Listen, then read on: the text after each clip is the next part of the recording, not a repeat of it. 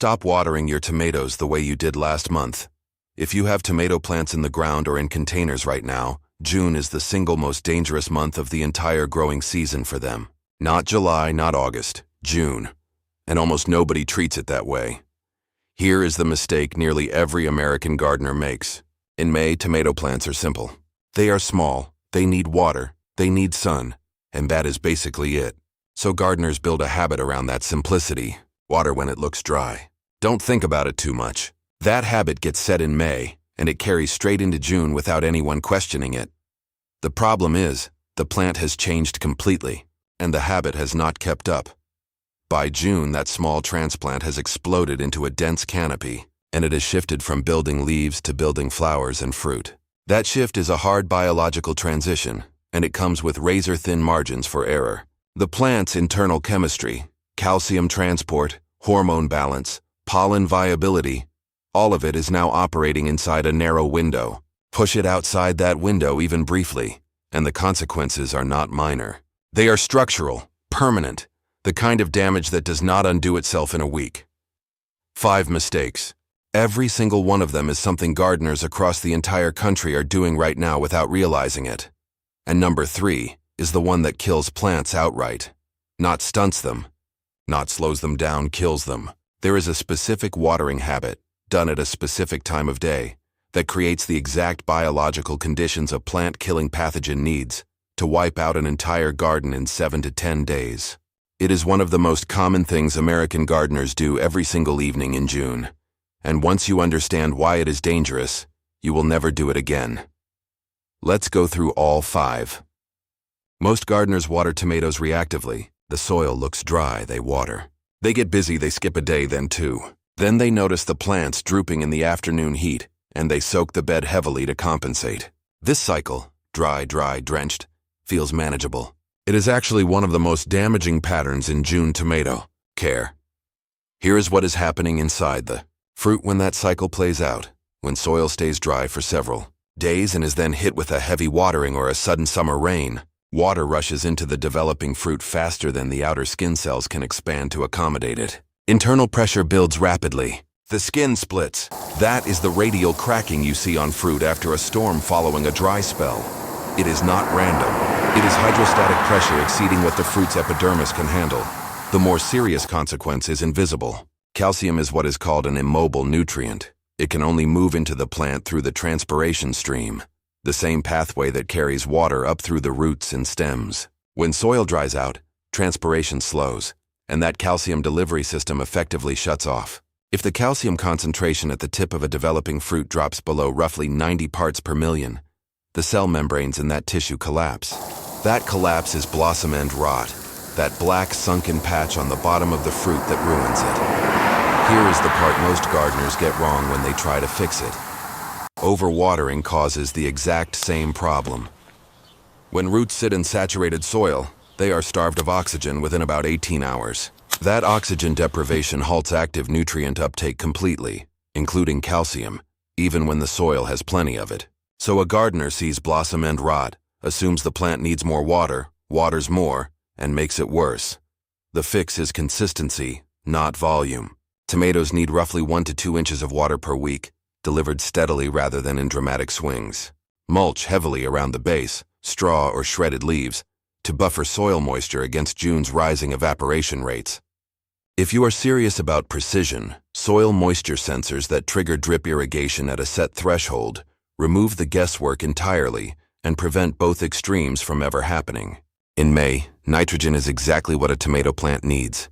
It builds the stems, the leaves, the entire vegetative frame the plant will eventually use to support its fruit. So gardeners get into a rhythm of regular nitrogen feeding, and many never stop once June arrives and the plant's needs change entirely. Here is the problem.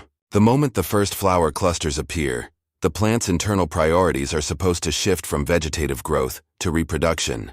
Continued high nitrogen levels interfere with that shift directly.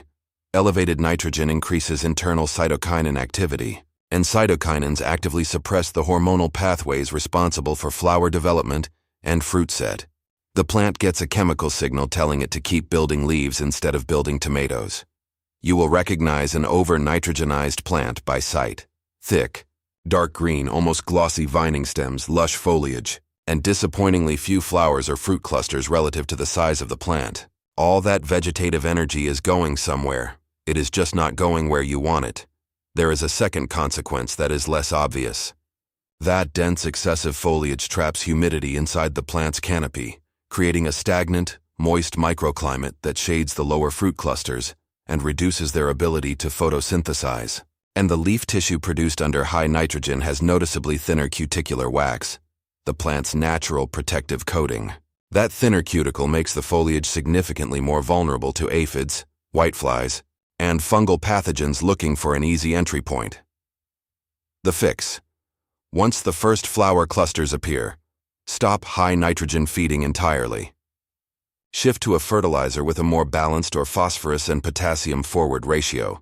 These nutrients support flowering and fruit development rather than vegetative bulk. If your plants are already showing the thick, dark, leafy but flowerless pattern, back off nitrogen completely and give the plant 2 to 3 weeks to rebalance before reassessing.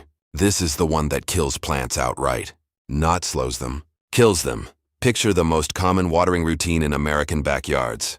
It is a warm June evening. The gardener gets home from work, grabs the hose or turns on a sprinkler and waters the whole garden overhead, soaking the leaves along with the soil.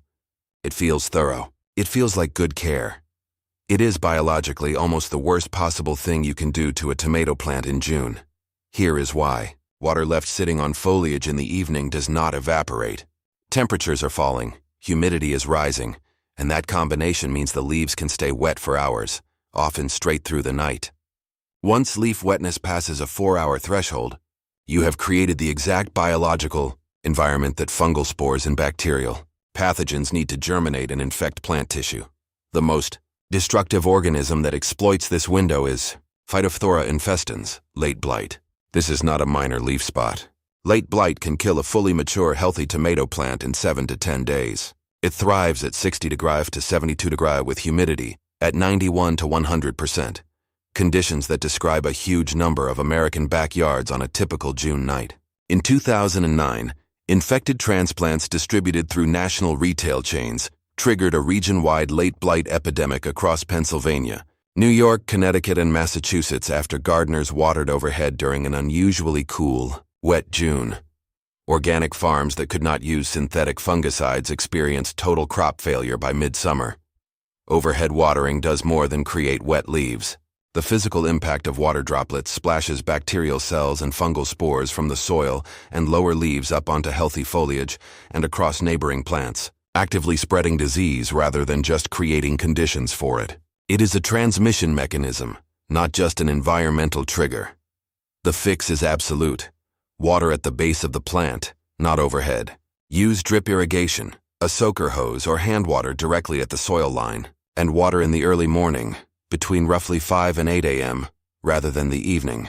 Morning watering gives any incidental moisture on the leaves, hours of daylight and rising temperatures to evaporate before nightfall, eliminating that dangerous wet leaf window entirely. If you only change one habit from this entire video, change this one. There are 2 fundamentally different kinds of tomato plants, and treating them the same way in June is one of the most common and most costly mistakes home gardeners make.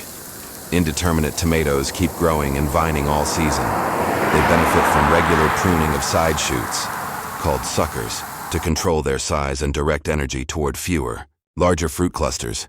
Determinate tomatoes are completely different. They are genetically programmed to grow to a fixed height and stop, capping themselves with a final flower cluster at the top. Critically determinate varieties produce their entire harvest on the side branches that grow below that terminal cluster. If you apply the same sucker pruning technique to a determinate plant that you would use on an indeterminate one, you are not shaping the plant. You are amputating its future fruit. Removing those side shoots can destroy up to 90% of a determinate plant's total potential harvest. This is the single most common pruning mistake reported by Extension Services every June, and it is almost always done by gardeners who learned pruning technique from content about indeterminate varieties and assumed it applied universally. There is a second pruning mistake layered on top of this one: over-thinning the canopy on any tomato variety. Stripping away too many leaves in June, in an attempt to let more light in, exposes developing green fruit directly to intense solar radiation. Without leaf cover to diffuse that light, fruit surface temperatures can climb above 104 degrees Celsius. That heat physically destroys the outer cell layers of the fruit, leaving dry, leathery white patches called sun scald, a wound that invites secondary rot and renders the fruit unusable. The fix starts with identification. Check your seed packet or plant tag. If it says determinate or bush, do not prune suckers at all. Let the plant grow as it naturally will. If it is indeterminate or vining, prune selectively, leaving enough foliage to shade the developing fruit. Never strip a plant bare in the name of tidiness. And always use sterilized pruning shears. An unsterilized blade can introduce vascular pathogens directly into a healthy plant with a single cut. As June progresses toward its hottest stretch, most gardeners are watching for wilting leaves as their main heat stress signal. By the time leaves visibly wilt, a much more important failure has often already happened. And it is happening at a microscopic level you cannot see by looking at the plant. Tomato pollination operates inside a narrow thermal window. When daytime temperatures consistently climb above 90 degrees Celsius to 95 degrees Celsius, and nighttime temperatures stay above roughly 70 degrees Celsius to 75 degrees Celsius, the plant's pollen development process breaks down at the chemical level. 3 days before a flower opens, the developing pollen is supposed to accumulate starch reserves critical to its viability.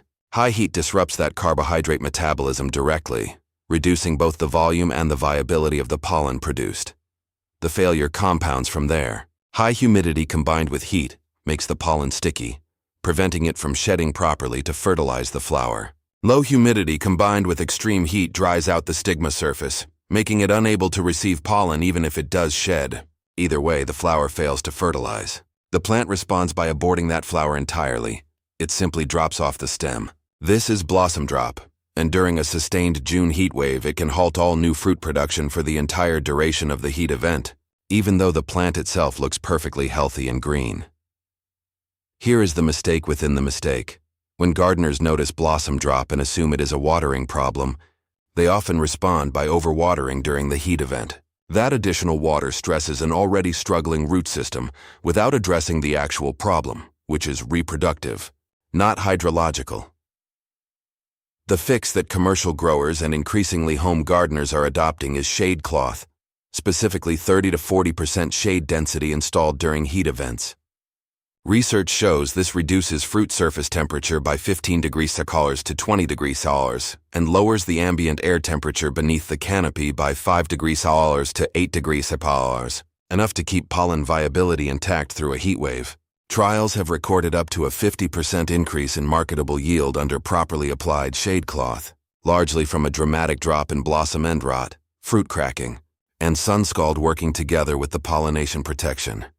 If shade cloth is not available, even partial afternoon shade from a strategically placed umbrella or row cover during the hottest stretch of a heat wave can preserve enough flower viability to keep fruit set, continuing through conditions that would otherwise shut it down completely. 5 mistakes. 1 month. The difference between a tomato harvest that thrives through August and one that collapses before it ever really begins. Erratic watering breaks the calcium delivery system your fruit depends on. Excess nitrogen tells the plant to keep building leaves instead of flowers. Evening overhead watering creates exactly the conditions a plant-killing pathogen needs to wipe out your entire garden in under 2 weeks. Pruning the wrong variety the wrong way can erase 90% of your harvest before it happens. And heat stress during pollination can halt fruit production entirely while the plant looks perfectly fine from the outside. None of these mistakes are about a lack of effort. Every single one of them comes from treating June like it is still May, applying habits that worked for a small transplant to a plant that has fundamentally changed. Go check your watering schedule today. If you are watering overhead in the evening, that is the one change to make first. Tonight, not next week. Tell me in the comments which mistake surprised you most, and let me know what region you are gardening in. Heat stress and disease pressure look completely different depending on where you are, and that context helps everyone reading. Subscribe. Next time, we are covering exactly how to read your tomato plant's leaves to diagnose a problem before it ever shows up on the fruit.